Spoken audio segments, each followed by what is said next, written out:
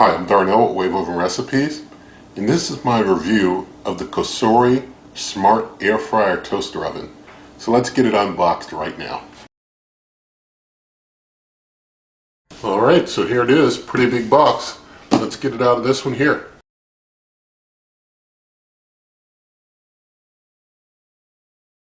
Alright, so got it all unboxed, and so here's the power cord. It's a not too long, short grounded 3-prong power cord, so that's pretty good. Now I'm just going to open up and I'm going to slide in the drip pan here. Slide that in down bottom there like so.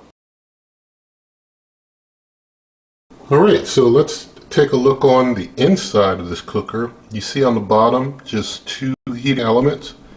Up top you see just 2 bar heating elements going straight across. You see the rotisserie holders here and here, and there are 3 rack levels on this cooker. There's 1 right here, 2 and 3, 1, 2, 3. That's it, just 3 levels. Also in the back here you see the light and you see the ambient probe right, where's that, right there sticking out. There's your ambient probe. Now there's something else interesting here, because you see your air fry fan over there on the right side, but what you may not yet see, but I'll give a little extra light to help you see, is that there's a heating element right over the air fry fan cover there. Well, right under the air fry fan cover there's a heating coil there, so there's a heating element, a 5th heating element over the air fry fan. Alright, so you've seen the drip pan, so let me show you the other accessories. There's a baking pan here. This is a wide baking pan that basically works as its own rack. So you can take this pan and basically put it in on a level, and you don't need to put it on top of any other rack or anything to use it. There's also this air fry basket that is also wide enough to go on by itself. That's kind of neat. And then there's a rack that's kind of like a pizza rack and putting toast on and such. They've also got the rotisserie bar with the rotisserie skewers here, and they've got a little helper to help you get the rotisserie bar in and out of the cooker. Alright, now over here in the paperwork, I want to open this up and just show you something in the paperwork. They give you a nice little pouch, and they tell you, as soon as you open up, that you can connect with them through their social media. They give their social media contacts. But on here on the manual, what I like, and I'm going to show you this up close. Right on the manual, they give you their support hours, their email, and the phone number. I like that right there on the front of the manual. They give you the contact information. They don't make it hard to find. They don't make it hard to reach them. They make it seem that they're very accessible, that their customer service seems to be very accessible. I like that they put it right up front. With so many cookers, I have people contact me saying, hey, how do I reach customer service or whatever, because it might be buried somewhere in the manual. It might not even be easy to find in the manual in a lot of cookers, but this one, they put it right up front so that you can reach them. I like that. And this cooker uses 1800 watts of power, so a pretty powerful cooker. And the dimensions for this cooker are 20.1 inches by 16.5 inches by 12.1 inches. And if you're into centimeters, that's 51 by 42 by 30.8 centimeters. The temperature ranges for this cooker are between 80 degrees Fahrenheit up to 450 degrees Fahrenheit. For you Celsius folks, that's 27 degrees to 232 degrees Celsius. The cooking time ranges with this cooker are between 0 to 24 hours, and it's based on different functions, but basically the time range is a pretty broad range between 0 and 24 hours. The capacity for this cooker is approximately 32 quarts or 30 liters. It's a 6-slice toaster holder, and it can hold a 13-inch pizza. Now, I found, as far as like how big of a chicken it can hold, something interesting. I saw a product description on Amazon that says that it can rotisserie a 5-pound chicken, but the manual doesn't say what size chicken, and says use a pan on the lowest rack to catch drippings. So if you're going to have a pan on that low rack and you're going to try and rotisserie a chicken, you know, I guess it'll be interesting, but we'll take a look at that a little more later. The cooker weighs 19.6 pounds or 8.9 kilograms. That's including the accessories. Now I will mention that they warn not to use foil except where directed, and that's such as like with their instructions for lining a baking pan with foil or something. They warn not to let foil touch heating elements because you'll overheat things and possibly cause a fire. And they also make sure to caution you that if you're going to use parchment paper, because they feel that the air fryer fan is powerful, to put something on top of it so that the parchment paper doesn't get sucked into the air fryer fan. This cooker also has an app that you can use to control the cooker or even have others control the cooker for you. And this cooker can be configured to work with Amazon smart devices. Now one other thing I want to mention here early on is that they say that the outside surface of this cooker can get very hot. They caution that the outside surface can get up to 212 degrees Fahrenheit hot. But that's something I guess we can check on a little later. So I wanted to show you, in addition to the manual, there's also a, well, they give you a thank you card, you know, telling you how to join their community and such. Quick reference. And they give you this big recipe book. And this recipe book is 115 pages. 115 pages. And you've got recipes all the way to like page 113. You've got recipes, and the recipes start on page 6. Yeah, the recipes start on page 6. So page 6 through 113, all these recipes that, you know, there's like a recipe on every page. I mean, they're not like, you know, taking up pages just to make pages. Tons of recipes. And they also give you this nice little pouch for everything. So you can always have your books, you know, one neat, convenient to find place. Now let's compare the Cosori Smart Air Fryer Toaster Oven with the Emeril Lagasse Power Air Fryer 360 XL. And we see that from the height, they're kind of about even in just overall height. And I guess in overall width, your Emeril, you know, we measure, it's just under 20 inches. The Cosori is just under 20 inches as well. So when it comes to the measurements, they're both pretty similar as far as their overall width and their overall height. You know, the Emeril's just a tad taller than the Cosori. When we basically open up to look inside, and the Emeril's been well used, but when we go from the inner width here, we've got just under 14 inches of space in there. Inside the Cosori, we've got over 14 inches. You've got almost, well, about just under 14 and a half inches. Cosori is a little wider than the Emeril. When we go from inner bottom up, we've got just under 10 and a half inches, just under 10 and a half. In the Cosori, we've got just a little under 9 inches, or just about 9 inches. So the Cosori, when it comes to the inner height, is a little more, you know, shallow than the Emeril. But let's see from front to back with the Emeril. From front to back on the Emeril, we've got just about 14 inches. About 14 inches there. And just going to check the Cosori. We're going into Cosori, and it's just under 14 inches. Just maybe a tad under 14 inches. And that's using both of their humps, because both have like a little hump in the back for like pizzas and such. So if I close up, I'll just show you the Cosori.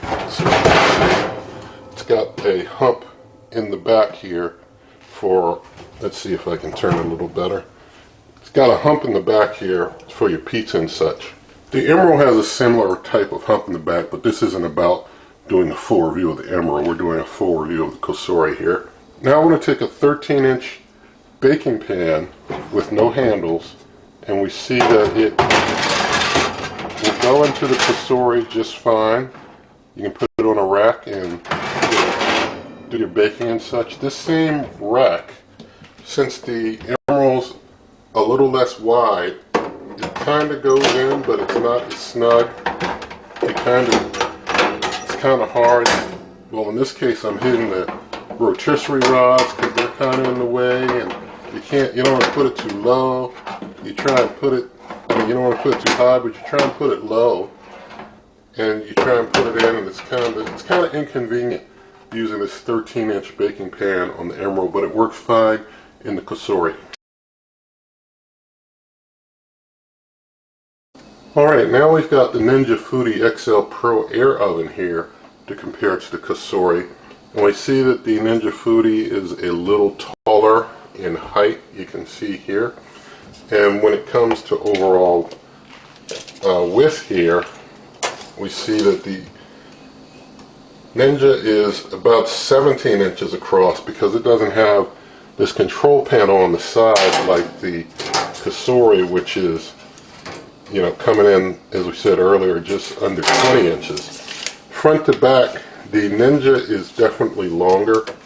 It's about 15 inches from the back up to this front part here. If you go all the way to its handle where the controls are, you've got 17.5 inches. Where with the Cosori, you've got just a little over about 13 inches. And going out to the handle, you're under 16 inches. And that's just from this back part here. That doesn't include the little hump and tabs and such that add a little bit more room on the back of both of these cookers, because this one has, the Ninja has a pretty big hump for its fan and such. If you do its big hump, then you're talking about from back to front handle, you're talking about 20 inches. On the Cosori, you're talking about, when you include its hump, 17 inches. Now when we open these up, we go inside and we see side to side, just doing a rough side to side interior, we've got just over 14 inches. Of course with the Cosori we've got, let's see, we've got just, well I guess if you do it from here, this part of the inside, you've got just over 14 inches. Whereas here we've got just a little over 14. I think that the Ninja, let's see, it's like 14 and a half, so it's about 14 and a half. Whereas with the Cosori, yeah, roughly 14 and a half, roughly about the same.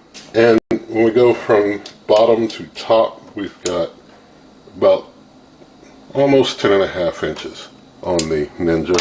On the Cosori, it's just about 9, so your Ninja overall is looking bigger. But let's do front to back here. When you've got this fan in the way, you only get about 12 inches when you go from the front to back interior. Whereas with the Cosori front to back interior, let's get it in there good, we've got almost 14 inches. So the Cosori front to back interior is larger.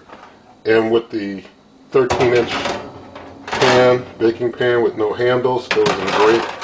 And either cooker goes in just fine. Of course, you can't put it this way, you know, almost at all with that fan. With the Cosori, putting it in, you can put it in like, you know, diagonal, and you know, it still fits. I mean, it fits either way. So you can put it in that way, or you can put it in this way with this pan, but you can't do that here in the Ninja.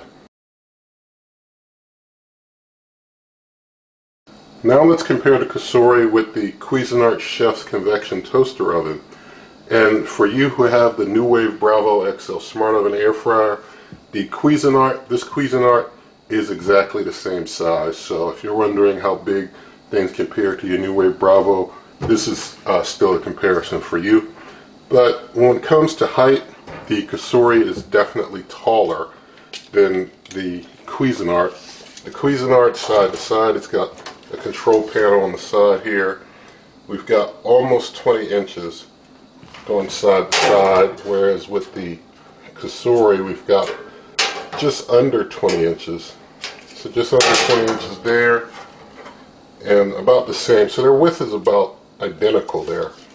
When we go front to back, just from the rear of the cooker, not including its hump or anything, and we go just to the front of the door, it's just over 13 inches.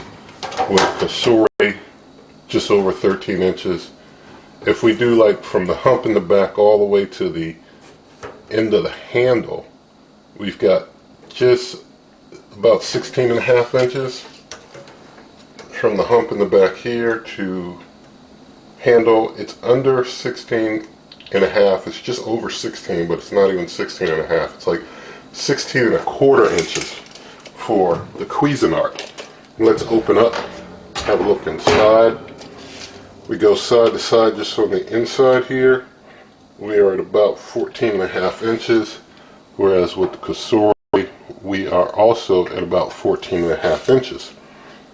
Top to bottom interior, only, well, I guess if you go further down into the door, you've got not even 8 inches. You've got 7.5 inches, whereas with the Cosori we've got almost 9 inches. So a little bit taller there on the interior. When we go inside front to back, inside front to back is not 13.5, I'll give it. We can give it 13.5, not 14.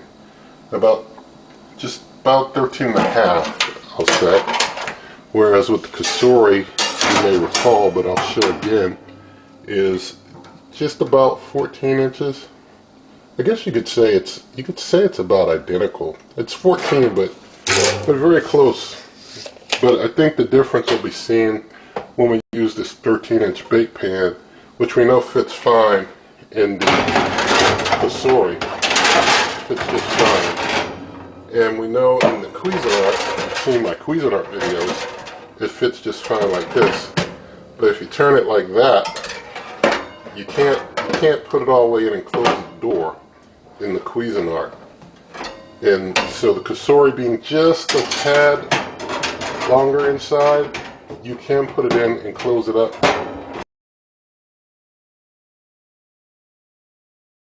Alright, so now let's do an initial plug-in. So getting things all plugged in here. When you do your initial plug-in, you see that the display lights up. It's got like a kind of a dark theme type of display on the background there. That's pretty neat. Now if you want to turn the display off, there are two ways you can turn the display off. Either you can just leave things alone for about 30 minutes and the display will turn off automatically, or this lower knob is the time temp knob and button. You can basically hold this in and it should turn the display off. So we hold it in and out goes the display. Now we'll hit the time temp button again. The display comes right back for us, and basically you can hold the light button to switch between Fahrenheit and Celsius. It shows you here that it's the button for the light, and the light can come on, or you can hold that button and it'll switch between Fahrenheit and Celsius for your temperature readings. Now I want to talk about this fan button, because this fan button does a few things. The fan button, it does 3 different stages. It does off, normal fan, and high fan. And I guess you can think of that high fan and normal fan kind of like with the Cuisinart Chef's Convection toaster oven, where you had convection and speed convection. Normal fan you probably can think of as convection. High fan you can think of as like your speed convection for your air frying and all that good stuff. And the fan automatically sets on air fry and dehydrate. And the fan can be used on all the other settings except for toast and bagel. I mean, you don't want to convection or air fry your toast or bagels.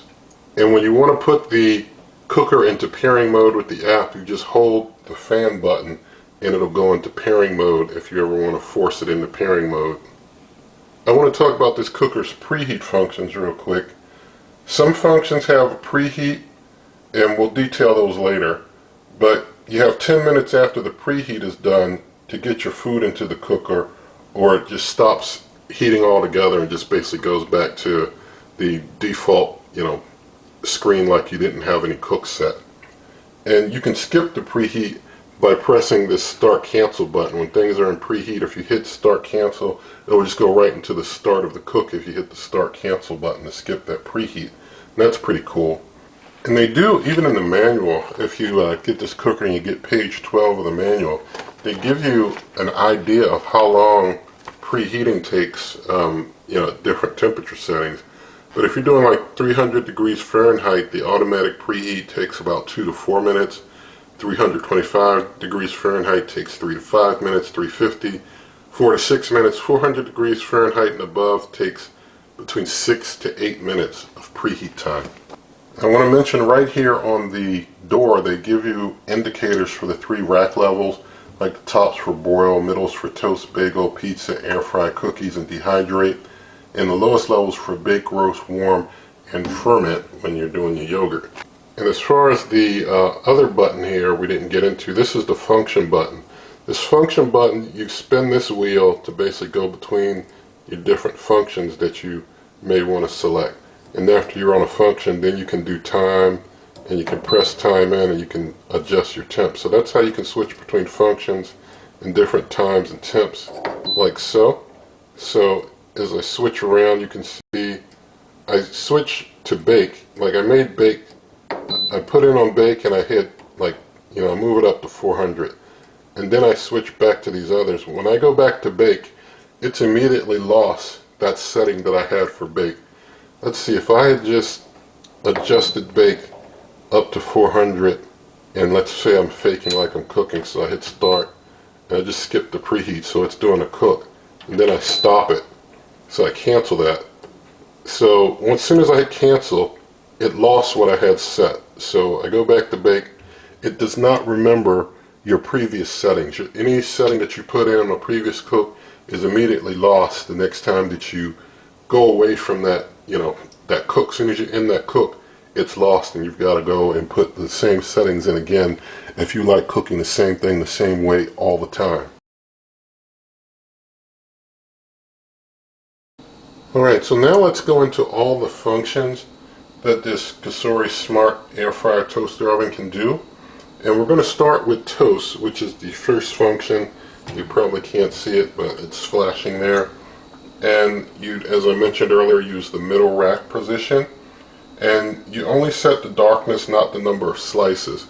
So while we're on toast, we can set our darkness, as you see, but if I press in, it just double beeps. It won't let me set something like the number of slices. I can only set that darkness level. And you see here, well, hold on, we go back in here, we got like between 1 and 7 for our darkness. So 1 to 7 darkness level for your toast. And it heats when it's doing toast at a max temp of 450 degrees Fahrenheit, and it adjusts the time based on the darkness level you select. And the top and bottom heating elements are used on this, and they cycle on and off on the toast function. The next function is the bagel function, and with the bagel function you also use the middle rack position. You only set the darkness, just like with toast. You don't set the number of slices, and it heats at 450, and it just, of course, adjusts the time based on darkness. But the top heating element cycles on and off. The bottom heating element is on half power, basically like half on, half off. And you leave the bagels face up. Have your bagels face up to ensure that the top cooks more than the bottom. The next function is the pizza function, and with the pizza function you again use the middle rack position. It does have a preheat. You can adjust your temperature between 150 degrees Fahrenheit to 450 degrees Fahrenheit. The cooking time is between 1 minute and 6 hours. The top and bottom heating elements cycle on and off. And if you have a large pizza, you want to spin it halfway, they recommend, through the cooking time. Our next function is the bake function. And with bake, you use the lowest rack position. It does have a preheat. The temperature is between 150 to 450 degrees Fahrenheit. Cooking time between 1 minute and 6 hours. The top and bottom heating elements cycle on and off. And This is to ensure even heating on the bake. The next function is the roast function, and with the roast function you use the low rack position, and it has a preheat. Temperature ranges are 150 degrees to 450 degrees Fahrenheit. Cooking time between 1 minute and 6 hours.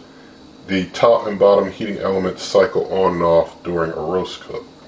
Our next function is air fry, and with air fry you use the middle rack position. It has a preheat. The temperature ranges are 150 to 400 degrees Fahrenheit. Cooking time is 1 minute to 6 hours. The top, bottom, and side heating elements all cycle on and off during an air fry cook. So that one on the side with the fan kicks in. And if you're cooking anything with drippings, they recommend that you use the food tray instead of the basket. But I know some of you are going to ask, so I'm going to check anyway. I've got the air frying basket here on the middle level where you're supposed to have it. I know some of you are thinking, well, hey, maybe I could keep things in the basket and have the food tray or the baking pan down underneath on the low level. You can get away with that if you want to do that, but they would recommend that instead of using the basket, you just use this if it has a lot of drippings. But you do have the space, if you wanted to keep things in the basket, to put the pan underneath like so. The next function is the broil function. With broil, you use the top rack position. It has a preheat. Your temperature ranges are 150 to 450 degrees Fahrenheit. Cook time is 1 minute to 6 hours. The top heating element stays on for 5 minutes, then cycles on and off. The bottom heating elements are half on, half off, so that's how that works. The next function is the cookies function, and this is for cookies, crescent rolls, cinnamon rolls, biscuits. You use the middle rack position. It has a preheat. Temperature range is 150 to 450 degrees Fahrenheit. Cooking time is 1 minute to 6 hours. The top and bottom heating elements cycle on and off. The next function is the rotisserie function, and with the rotisserie you have no preheat. Temperature range is 150 to 400 degrees Fahrenheit. Cooking time is 1 minute to 6 hours. The top and bottom heating elements cycle on and off. Now let's do a little demonstration of how to use the rotisserie. You would have, as they recommend, a pan on the lowest level here, and then you would have your rotisserie rod. You would basically open up your forks and you take them off, put your food in the middle and stab your forks into the food, and then you would basically get your, and I'm going to hold this up so that you can more easily see what I'm talking about. You can take things like this. You have to have this end that's got the longer notch, and you stick that into the hole here, and the other side you're going to maneuver to get over there, and that's how you get your rotisserie in, and you've got your pan underneath.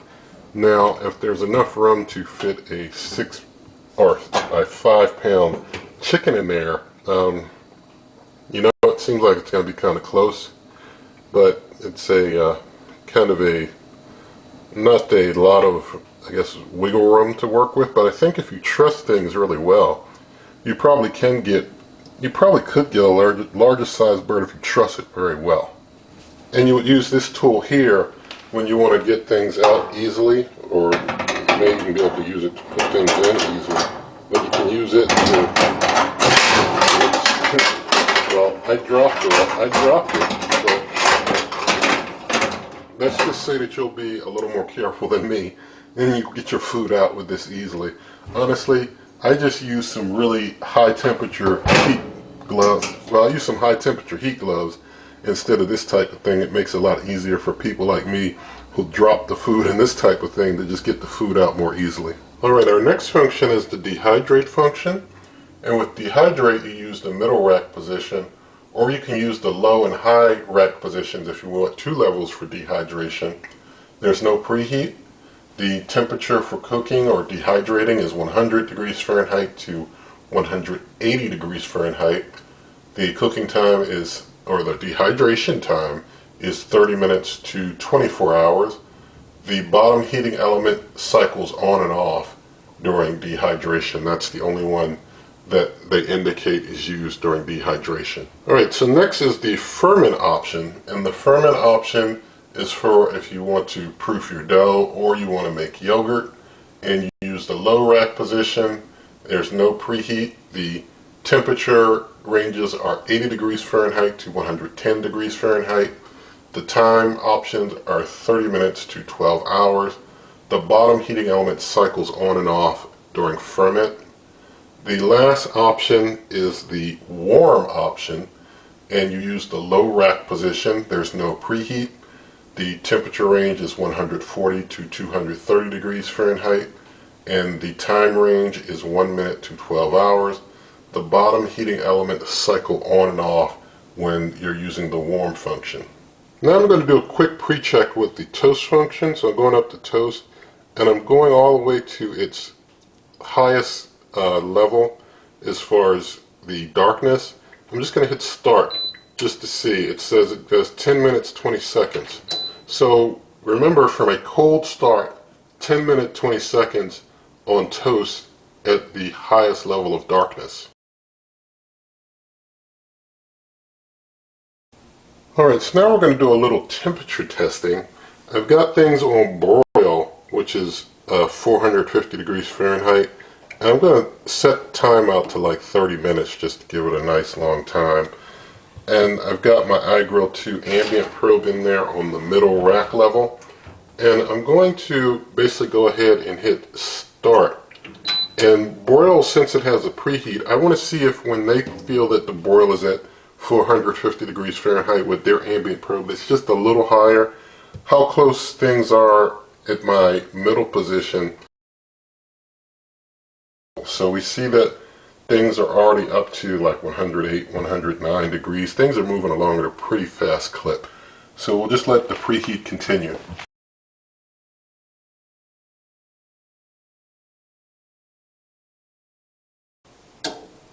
Alright, the preheat, I heard things kind of shift there, so I knew the preheat was coming to an end. But it says that it reached 450. We're at 449, now 455 on the ambient probe. So its ambient probe and what's going on at about the middle rack level are pretty sound and concise. So we hit start and things would start cooking. Now I'm going to open the door while things are basically, let's say, in a cook. And when you open, the clock keeps counting down. The clock does not stop.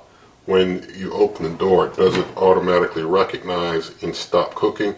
If you hit the cancel button, then you're basically out of your cook. You basically stop your cook, so that doesn't allow you to basically do your cook that way and pause it. So let's say that I had started a cook and it's running. If you just hit like the temp button, that doesn't pause your cook either. Basically that just kind of messes up your setting. And basically there's no way to pause a cook once the cook is going.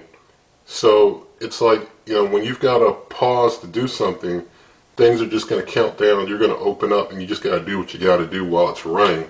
Because if you hit cancel, then your cook's done. But there's no concept of pause in this cooker. Now I do want to do a quick test of the toast function again. Up here on toast, I'm up at the hottest setting and I hit start. Now it did adjust down. You see that? It did adjust down. It's just showing 7 minutes instead of 10. So it was smart enough to adjust down for our toast function. I like that. It adjusts down. It recognizes that it's hot, and so it doesn't you know, try and overburn your toast. It recognizes the temperature in there is really high, and so it tries not to cook as long. I do like cookers that do recognize when they're hot and starting a cook already. Alright, let's do an air fry test of some chicken bites. I've got the cooker on and I'm going down into air fry, and I'm going to adjust the cooking time. I usually do between 8 and 12 minutes of air fry for my chicken bites depending on the cooker. And so it's at its maximum of 400 degrees Fahrenheit. We'll see if it's able to do it within like 12 minutes, but I'll check them probably at like 10 just to see where they're at after 10. And so I'm going to go ahead and hit the start button, let it start preheating. And while it's preheating, I'll throw out some chicken bites on the air fryer pan here. I've just got another extra pan that I have underneath so that I don't make a mess on my counter here.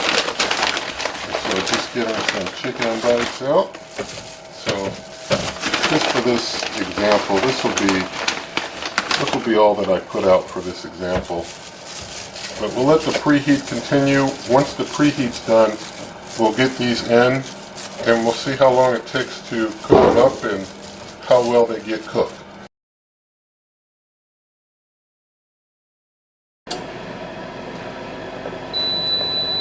Alright, the preheat has finished, so I'm going to open up and put my air fryer basket on in there. I'm not putting anything underneath these.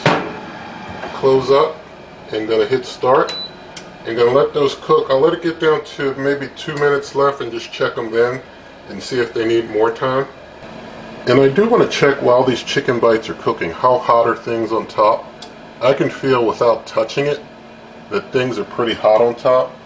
Now, a reflective surface isn't going to give us as good a read as we want with a heat gun, but we'll just see what we get anyway. I'm reading 120s,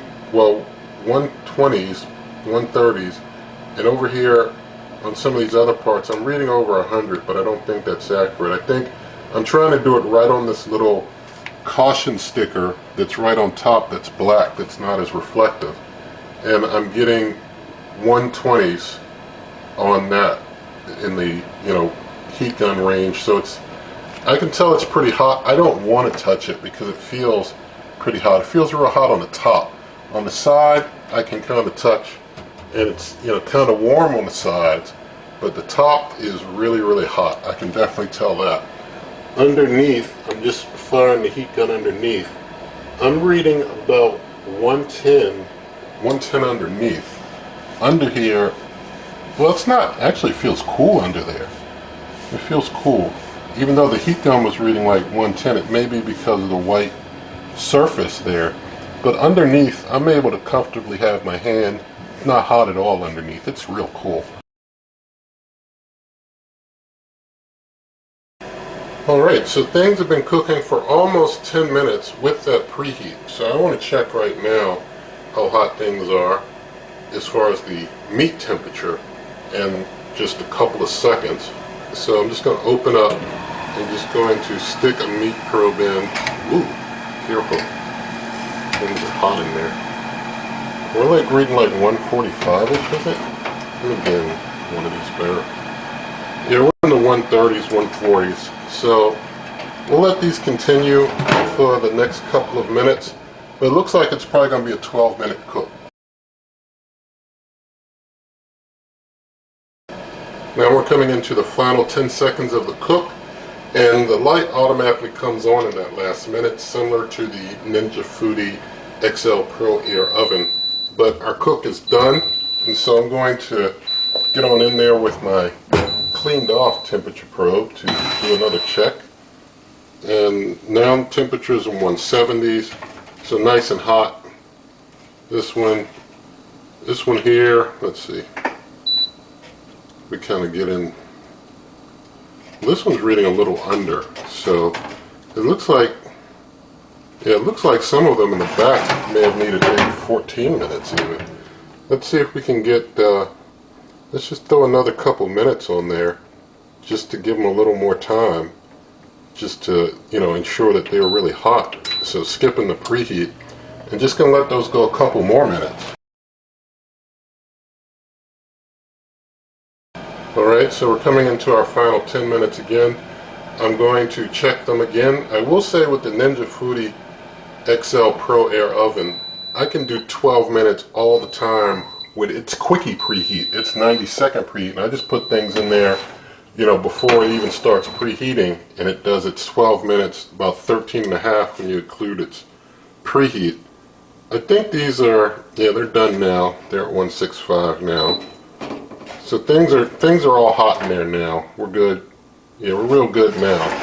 But here in the Cosori, we need it for its max air fry temperature. We need it really about 14 minutes to really get things fully, truly air fried all over really well.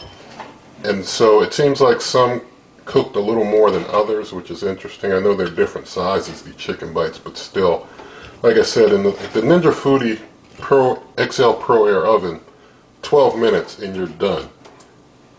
And so this did take a little longer, but they have air fried all over on all sides. So all the same, this cooker does pretty well as far as the air frying is concerned.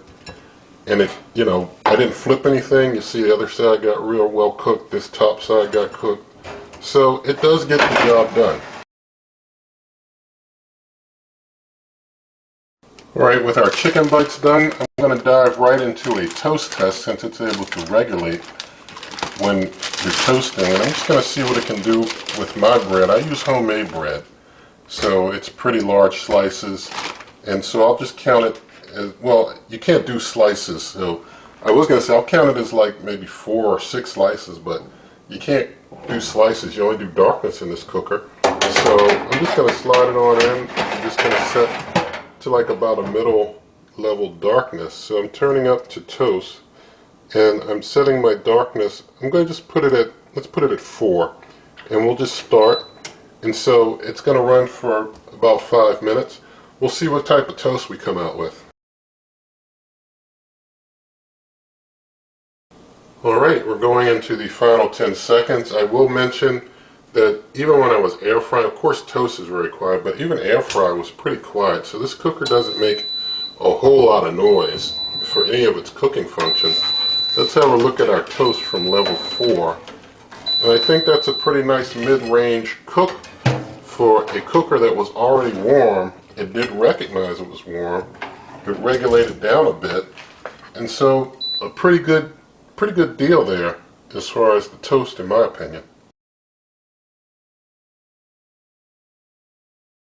Alright, now we're going to do a bake test with some crescent rolls. So I'm going to get the crescent rolls out of the pack. And you're supposed to heat them at 375. So I'm going to switch down to bake. And, well, actually cookies. Cookies is what you're supposed to use for baking your crescent rolls. And I'm going to get the this rack out of here because I'm going to be putting the baking pan, or that what they call like their sheet rack baking pan in there. So I've got things on the bake function now, and you're supposed to do between 8 and 12 minutes. Yeah, no, 9 and 12 minutes. So going to turn up to 12 and going to, for the temperature, go up to 375. And so with that, we'll go ahead and we'll hit the start. We'll let that start preheating. While it's preheating, I'll get my crescent rolls rolled out.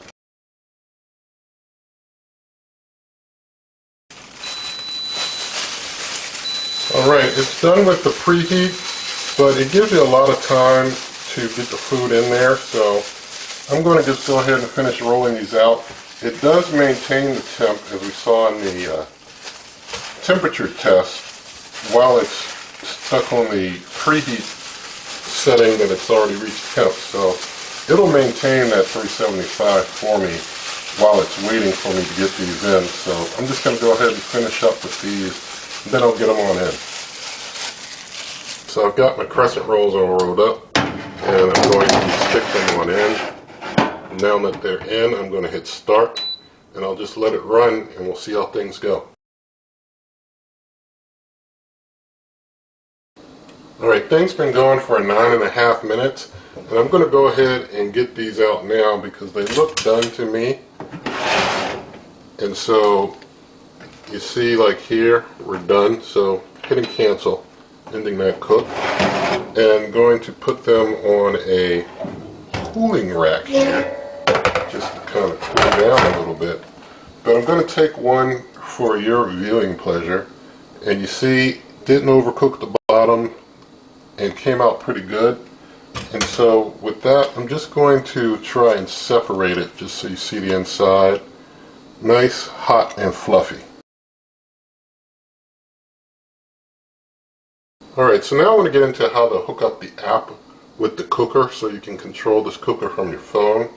and there's this VSync app that you can download from whatever app store you use, Google or Apple.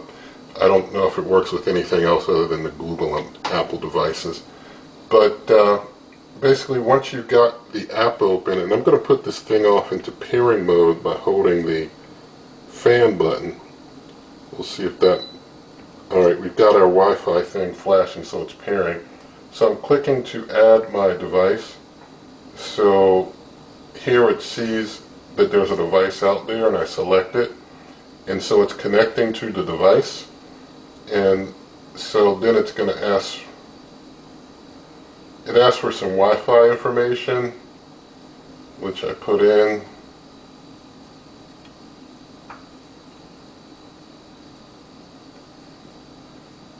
And now it's connecting to the Wi-Fi. Basically, I had to hide some Wi-Fi information that it puts in. And now it gives a device name option, so I can give it a name. So I'm going to give it, the name of what it is. Cosori Smart.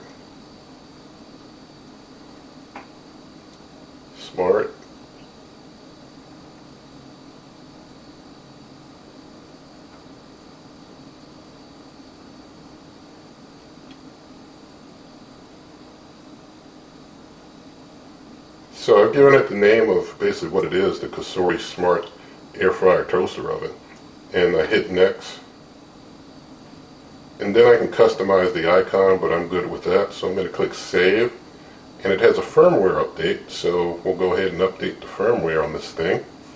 That's pretty neat. Oh, look, the cooker is doing some flashing and beeping and stuff. That's some interesting stuff going on here. So that's cool that they keep their cooker updated. They keep the software in the cooker updated through firmware updates. That's pretty neat. So I'm just going to let this firmware update continue.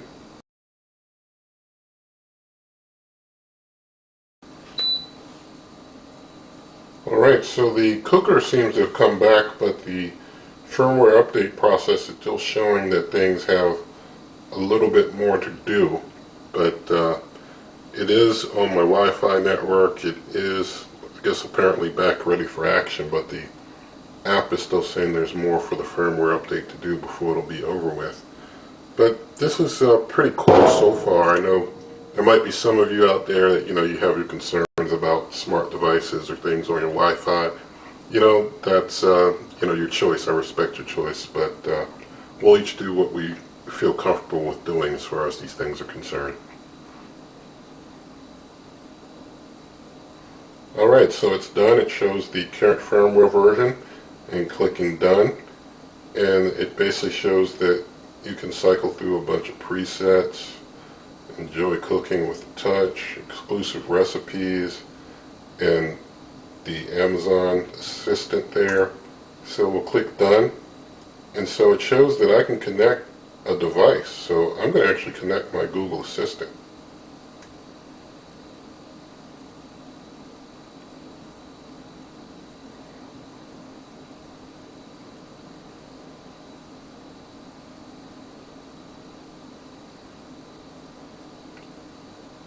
So I'm not going to actually be talking to the Google Assistant. I'm going to just do things through the app for you here. You who actually buy the cooker, you can get into whatever assistant you have, and the talking voice parts of this to do your voice commands.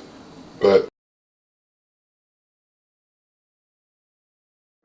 basically what you can do for different types of cooks, you can do like Cosori recipes. So let's say I went into Cosori recipes and I go into appetizers. And let's see about these bacon cheddar pinwheels. Now, you're of course supposed to do all the preparation that is recommended. And then after you do all that good stuff, then you just click Cook this dish. And it says, hey, you want to have a preheat. You want to have this temperature. You can select whether or not you want to preheat. Then you click Start Cooking. And bang, you're cooking. So, although I did send the cook setting, it's not going to let me actually start or stop the cook through the app. I guess they want you to do some things physical, I guess, and it might be some liability or safety concerns. They want you to actually come over here physically and press that button. And so I click it and you see that things start preheating. And so that's interesting. And so let's say I want to skip. So I'm going to click skip preheat. And let's skip it.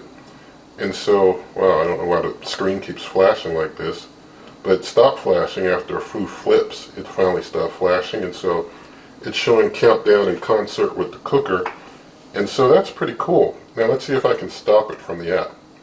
So I can, yes, I can stop cooking. So I guess for safety's sake, they say, hey, we're not going to let you remotely start a cooker and possibly burn your house down, away from, where you're at with the cooker. And, they say want you to just be physically there, present right there for maybe safety, maybe liability on their part or something. But you can basically set the settings to the cooker from the app, and then you have to start it manually. And you can monitor through the app, how much more time is left, and you can stop it through the app. So that's pretty nice. Now let's say you wanted to just start a cook on the fly. You didn't want to use one of their recipes. You just click start cooking and you select your function. Let's say I was doing a pizza, so I do pizza, and they give you some recommended values here. You can adjust those as you desire.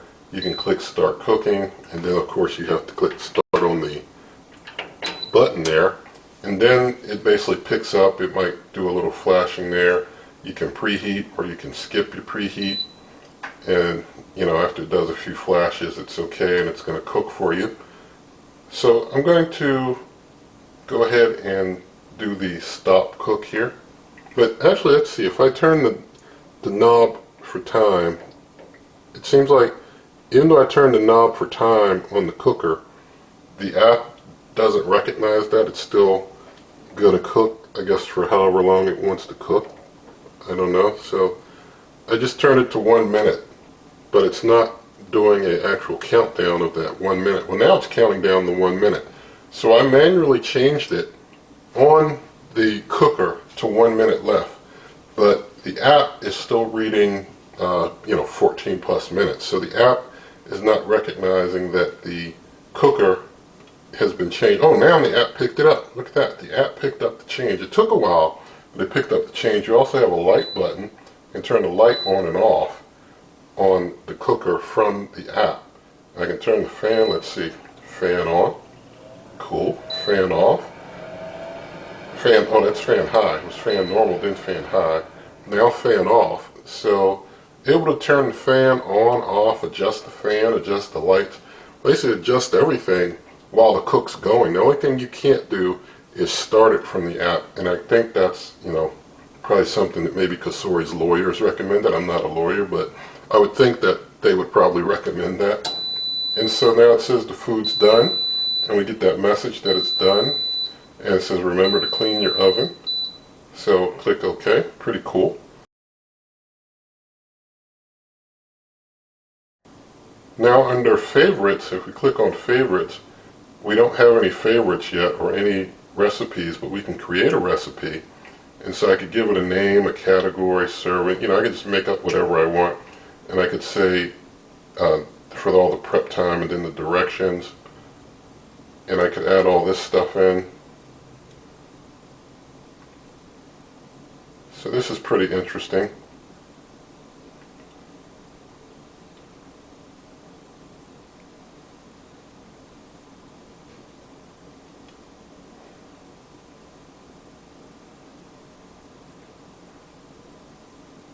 So I just did a test with toast, and I'm not going to put any extra stuff in there or add any other steps.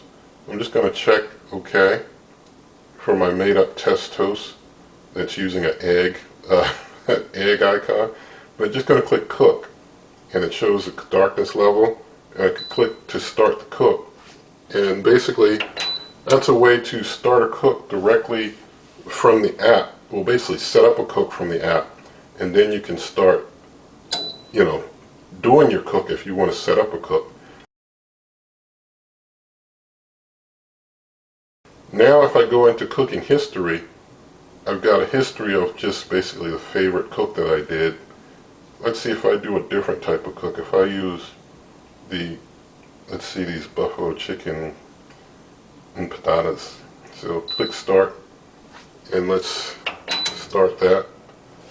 And we're going to, from here, we're going to skip the preheat, and we're going to let it start into the cook, and then we're going to stop the cook. And now I want to go into cooking history again. And it's still showing pizza, so it doesn't show, it doesn't refresh, it doesn't show anything in cooking history but the pizza cook. So the cooking history, does have its limitations, but all the same, this is pretty nice to have this app integration. Alright, so let's talk about cleaning this cooker. Basically, you're going to let it cool, unplug it, you wipe the inside with warm soapy cloth, and you then, you can wipe the residue away. And after that, you can hand wash the accessories the same way. And the accessories can be soaked to remove stains. And there's no mention at all, as far as the cleaning recommendations, of a dishwasher. Nothing in the manual mentions using a dishwasher at all. So, I'd say go ahead and hand wash things, or a lot of times I'll put these air fry baskets in the dishwasher and they usually turn out okay, but that's just my personal thing. Alright, so let's talk about the warranty for this cooker. It comes with a 1-year warranty, but if you register on their site within 14 days of getting it, they'll extend that warranty out to 2 years, so that's pretty cool. And so overall, you see the cooker can do everything that it's designed to do, does a pretty decent job. And so definitely want to hear your comments.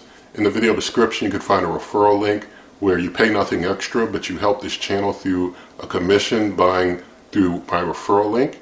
Also, there are other ways in the video description to help this channel, like memberships and such.